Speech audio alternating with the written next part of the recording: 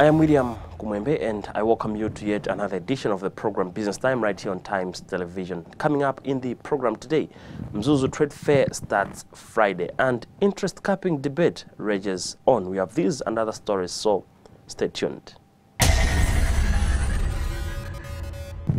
In our first story in the program today, the Malawi Confederation of Chambers of Commerce and Industry, MCCCI, has said or is set for the third Mzuzu Trade Fair, which starts on Friday. MCCCI Head of Communication, Mili Kasunda, said the fair would be held at Taifa Car Park ground under the theme Industrialization Basis for Trade and Competitiveness. She explains in this interview. So yes, indeed, the Malawi Confederation of Chambers of Commerce and Industry has organized another regional trade fair in Mzuzu. This one is called Mzuzu Trade Fair. That is going to be held from the 5th of October to the 7th of October at the Taifa Car Park ground in Mzuzu.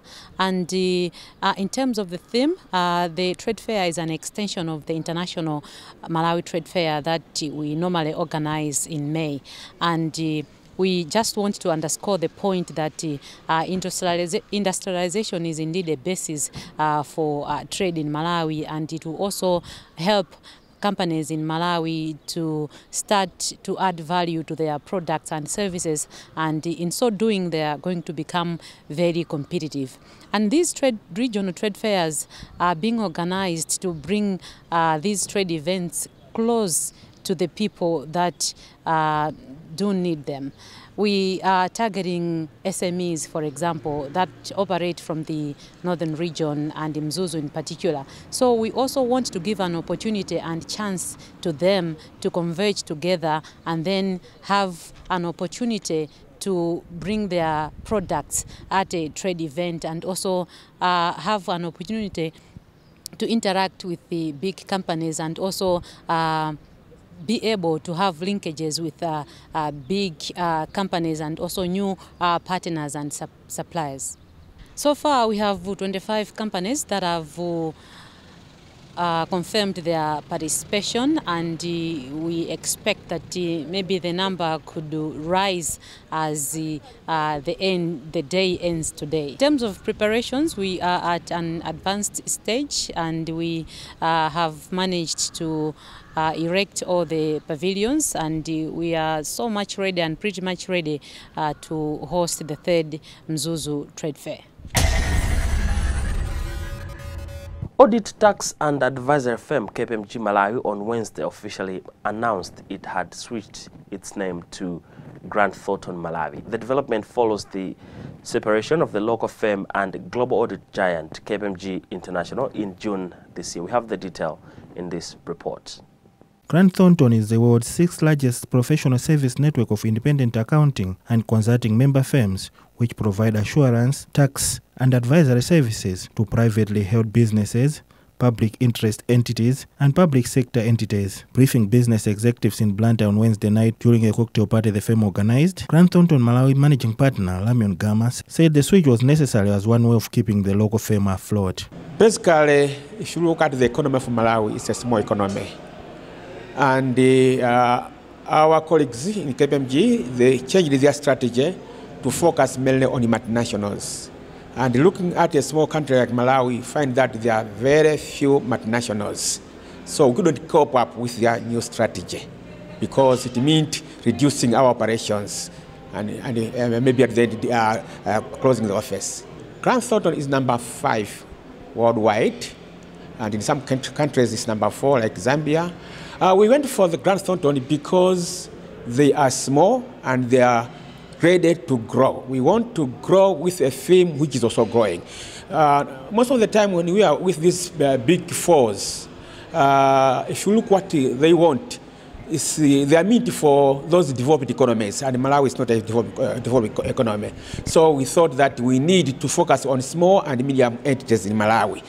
Grant Thornton Regional Head for Africa, Jay Ramesh, said his firm is committed to helping the growth of Malawian businesses through quality audit and advisory services. Grant Thornton is the professional services provider in the accounting, auditing and tax and space. And it's a worldwide network of firms, just like any other large accounting firm. And in Africa, Grant Thornton features as 5 or better across Africa. So it's very nice that Grant Thornton is now in Malawi, because Grant Thornton is already present in South Africa, Namibia, Botswana, Zimbabwe, Zambia, Mozambique, and it's a good fit that we come to Malawi as well. And so any client expanding into Africa, into Southern Africa as a region, they have a Grant Thornton office in that particular country. So it's we are fortunate to have a fantastic firm in Malawi, and we're very pleased from a Grant Thornton perspective to be associated with Lamion and Hastings and Joel. From Blantyre, this is Taonga Sabola. Now you can access the Daily Times, Malawi News, and the Sunday Times newspapers anytime, anywhere, by the click of a mouse or a swipe on your smartphone. With eTimes, right on your mobile gadget. Flip through the pages with a swipe or a click. Navigate through all pages and see clear pictures and designs. Access a database of previous papers of the Daily Times, Malawi News, and the Sunday Times. Easy. Subscribe now to eTimes. Go to www.times.mw/e-edition. Sign up and log in. Enter your password and enjoy the newspaper. It's about time. The Malawi Stock Exchange recorded a 57.47% increase in share value traded and average daily turnover between July and September this year, according to a third quarter market performance report released by the market authorities. Business Time caught up with MSE Chief Executive Officer John Kamanga for details on the performance of the market in the third quarter. No, the third quarter has been quite impressive in terms of actually trading activity on the Malawi Stock Exchange. We have seen in terms of actually the volume, that is in terms of actually the value of shares which have been traded. Year on year, we have gone up by about 57%. And then if you look at in terms of US dollar terms, we have also in the same range of about 57%. However, in terms of volume of shares, we have seen that at least it's the price which have gone up, but in terms of the volume, we have somehow gone down by about 75%. But in total, what I would say that in terms of the return on investment, it has been quite good, whereby we have registered a year-on-year return of about 57%, which is closer to 60%. That's actually a good investment return to our investors, as well as those who would like actually to come on the market. So the market has been quite good on this quarter, which we have just finished. That is the third quarter of 2018. And going forward, we're also looking to better performance of the stock market. One, based on actually the macroeconomic fundamentals, that is in terms of the stability of the exchange rate, the going down or the decline of interest rates, as well as actually the stability, as much as actually it has slightly gone up in terms of the inflation. So these macroeconomic fundamentals, they are more actually to the attraction of investors into the capital market, in the sense that the interest rates, which is going down, there will be more people actually coming into the market. And we have also seen in terms of actually this is the time for the dividend payout for most of the companies which are listed on the stock market. We have seen that during the first half, most of the companies actually have posted good results to the extent that they are promising to pay dividend. That in itself has also attracted lots of investors to come to the stock market. Remember, this is Business Time here on Times Television. It is a magazine program where we bring you major business and economic news stories making headlines in the country. And still to come, interest-capping debate rages on. We'll be right back.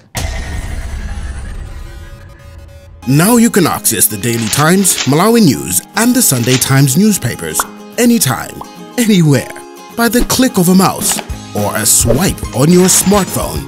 With eTimes, right on your mobile gadget. Flip through the pages with a swipe or a click. Navigate through all pages and see clear pictures and designs. Access a database of previous papers of the Daily Times, Malawi News, and the Sunday Times.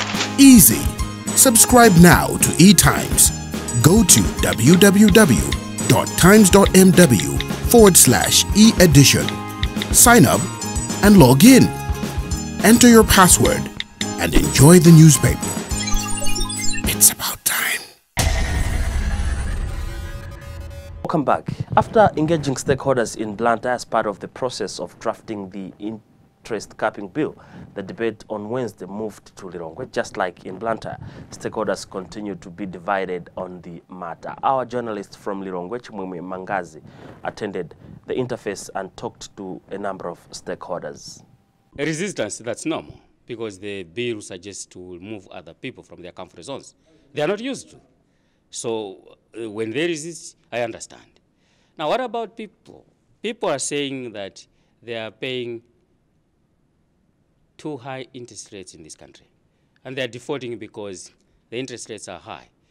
They don't see a reason or a wisdom when somebody borrows 20 million, he pays 30 million, then he defaults because the bank has advised him that 18 million is still outstanding.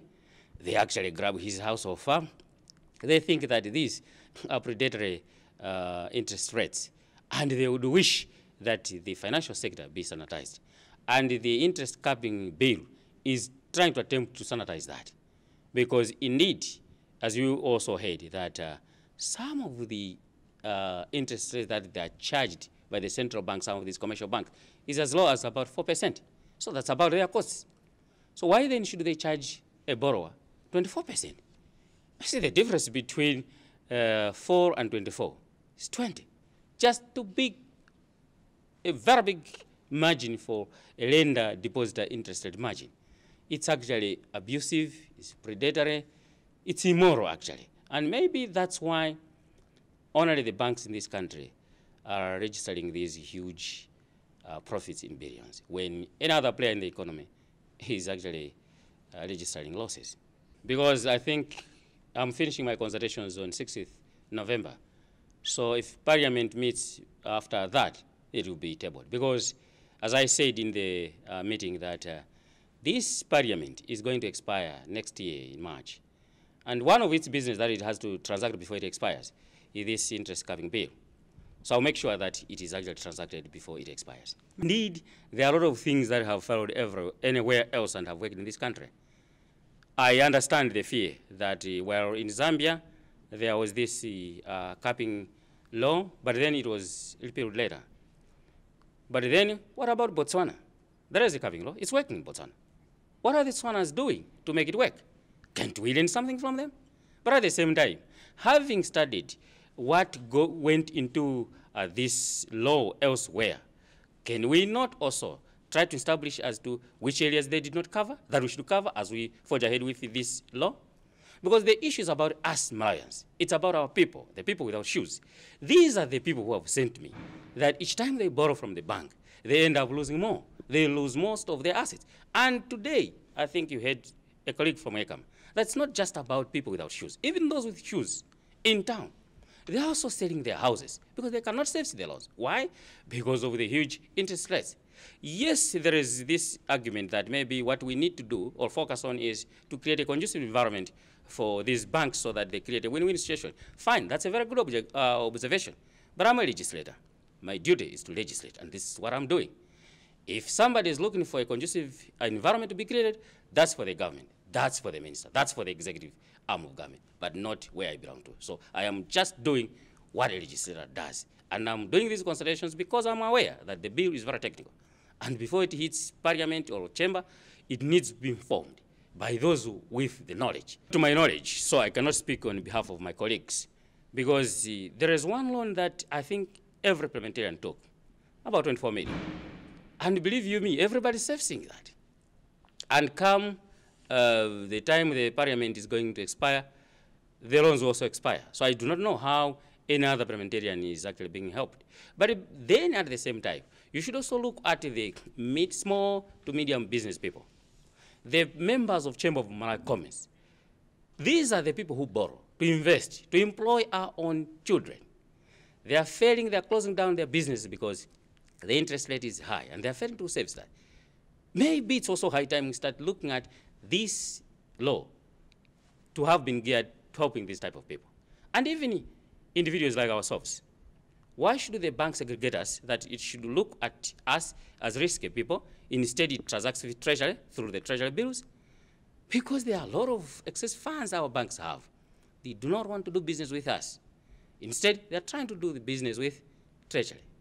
And it's actually treasury, it's actually government that is also pushing the interest rates high. And we are saying there must be sanity in this sector. And this is one of many attempts that I think will come, because we are learning quite a lot. Some people are suggesting that maybe what we need to do is to come up with a consumers protection bill or act. So they welcome.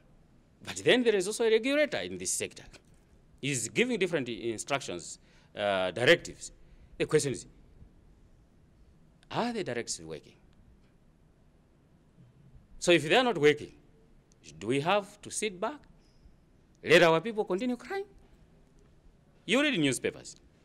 Each time you read newspapers, you actually come across information which says this bank has made 20-something billion profit after tax. This one, 11 billion. That one, 16 billion. What about the manufacturing industry? There are companies that are manufacturing. Do they register such type of profits? No. Why? Because the banks eat into their profitability through these exorbitant interest rates. So we also need to help these manufacturers, because these are the people who also produce and employ more. They actually are the ones, when they manufacture products, sell, market, that reduce inflation. But we seem not to pay attention. And I've also said that even the government, when you look at the government, it would say, well, this is not the right way. So I ask them, what is the right way? They have no answer. Including some of the people I'm consulting, say, no, this is not the right way. I say, okay, fine. What is the right way? They have no answer. So up until the answer is found, this is a noble attempt that will be done to sanitize this financial sector. Our people must pay interest rate that reflects the truth, not predatory as they are. Our people are becoming much poorer. They are losing their assets because they cannot service these loans. And worse still, why should they actually charge interest on arrears? Our banks do that. Penalty interest. Is that lawful? So these are some of the issues. But while my eyes and ears are open, I'm still consulting, and I want to get as more ideas as I can so that you see how we can actually rearrange the bill to reflect the voices of almost everybody. But one thing that is clear is both people without shoes and those with shoes are crying because of these exorbitant interest rates. I'm fully supportive of the proposal to put a cap on interest rate charges, but that cap should take into account the cost structure of the deposits or sources of funds for the various financial institutions, as well as the cost structure for their operations. For some institutions, especially microfinance institutions, I understand that the cost of their deposits or cost of their sources of funds is a bit expensive. It may affect their capability to continue lending out. But for most commercial banks, I am aware that their cost of deposits is much, much lower than the policy rate. So they should be able to continue operating even when there's a cap. Remember that the significant proportion of the credit portfolio is supported by commercial banks. I don't expect commercial banks to have any problems bearing it. But as I've said, the cap that's going to be put in place should take into account the cost of their deposits, because if it is below their cost of deposits, it means it won't make business sense. The banks should continue to operate profitably even when there's a cap. It all depends on the extent of the amount of the funds that they rely on in terms of the expensive deposits. Yeah, I don't expect it to have much impact. In addition, being a business, they will have to find ways of continuing to survive. Capping interest rates in Malawi is not a solution. However, we note that there are problems of high interest rates in Malawi to an extent that when the policy rate has been revised downwards, you find that commercial banks do not follow, financial institutions, they do not follow immediately. But when there's an increase in policy rate, the financial institutions follow immediately. And that's a concern from various sectors of the economy, not only ordinary borrowers, but even also private sector captains. So we feel that that's indeed a problem, but as an association, capping interest rates is not a solution, because we know that such policies have failed elsewhere. A good example is in Kenya. They capped interest rates in 2016, but the problems are that instead of maybe promoting private sector borrowing has actually shrunk. And the alternative then, financial institutions lend to government. So we all know that when government borrowing increases, that destabilizes macroeconomic stability, inflation goes up, and we might, as a country, lose the gains that we have had in the recent past years. Those sentiments are right. If you look at the interest rates in Malawi, even if they have been declining for the past 24 months, they remain high. If we coming from around 2012, where we had our reforms, lending rates were around 43%. Now we are talking about 24%. So you can see that they have been declining. But even still at that level, interest rates are still high, and it's difficult for the borrowers to pay back their loans. But maybe if you look at the larger picture, the solution could not be capping interest rates, but the solution is to come up with policies that are going to promote private sector investment, that is going to promote businesses to thrive. So what we need to do as a country is we have to fix all those sectors. For example, in Malawi now we are struggling with the energy problems. So it is very difficult for investors to invest in the country. As a result, it is difficult for us to generate more needed revenue that would be used to maybe repay back the loans. So, and also maybe in addition, we're talking of agricultural sector, which is a driver of our economy. We have over a long period of time being dependent on rain-fed agriculture, but it's high time that we migrate from rain-fed agriculture to, say, irrigation and also maybe commercialization. There are initiatives on the ground through Green Belt Authority that is there. There's a need for maybe private sector to take advantage of that and invest in the agricultural sector through irrigation farming. I do believe that there's a lot of work to be done before this bill can actually go to Parliament and serve the people of Malawi. Because everything that we do must be in the best interest of the people of Malawi. And me as a representative of the pro-poor community, we have very much challenges in delivering the services. So we cannot be considered the same as other industries. But I think all the messages was given to the honourable member today to consider. I will, on my behalf, supply him with the research he asked for to help him inform a better decision. You saw what happened in other countries. Our neighbouring country, Zambia, we had a case study here today of somebody that was actually there. People left the rural areas, people closed down branches, employees lost their jobs, and a lot of people that were on the verge of being financially included was excluded again because they couldn't risk anymore delivering the services. And the microfinance industry closed down for 3 months with no disbursements, trying to survive the interest rate caps. That is a worst case scenario. And in the rest of the world, the evidence is similar. So I like the fact that the honourable member said to us, we need to do it in such a way that we do not repeat the mistakes other countries have made. So that is the danger, repeating the mistakes of the past. And then we sit in a similar situation where people lose their jobs, where people who are now included are excluded again and doesn't have access to finance. The notable positives is the fact that the bill proposes looking at the different sectors, or the motion at the stage looks at the different sectors.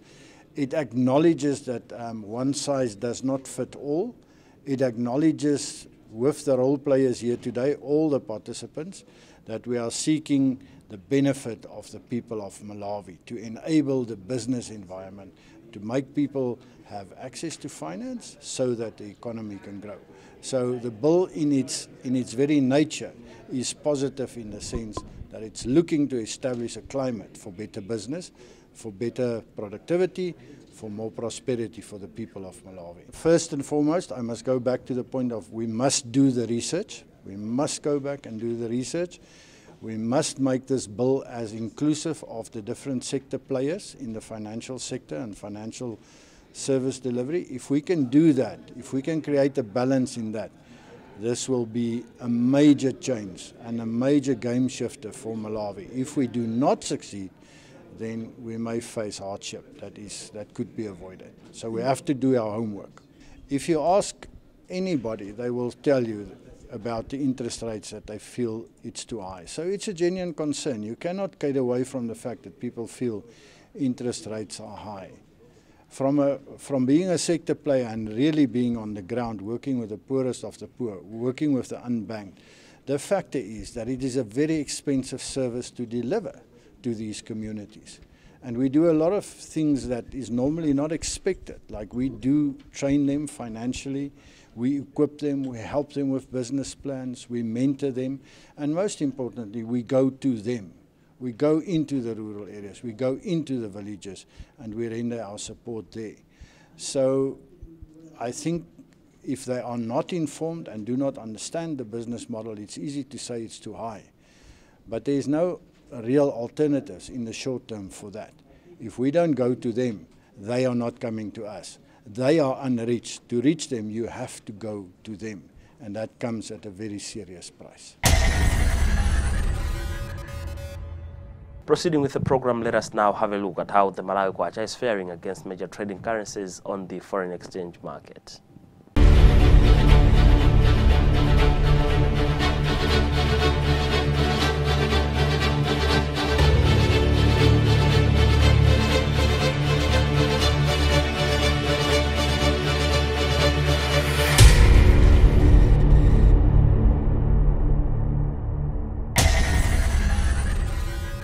Oh, on that note, we've also come to the end of today's edition of the program Business Time right here on Times Television. It is a magazine program where we bring you major business and economic news stories making headlines in the country. On behalf of the entire production team, my name is William Kumwembe. But always remember, if it doesn't make money, it doesn't make sense.